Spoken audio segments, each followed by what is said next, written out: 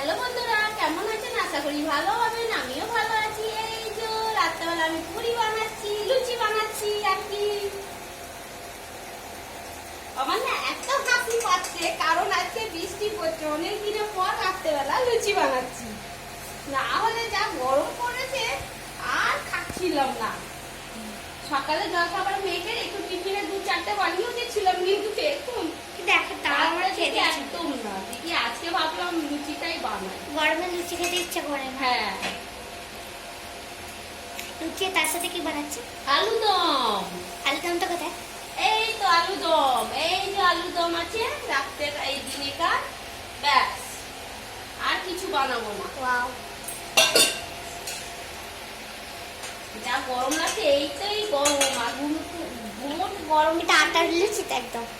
হ্যাঁ, আটার লুচি আছে। কেন? কারণ ময়দাটা আমার হাজবেন্ড খাবে না, আর ভালো না, ওই জন্য ময়দা লুচি করি না। মেয়ের ভালো লাগে, হাজবেন্ডের ভালো লাগে না।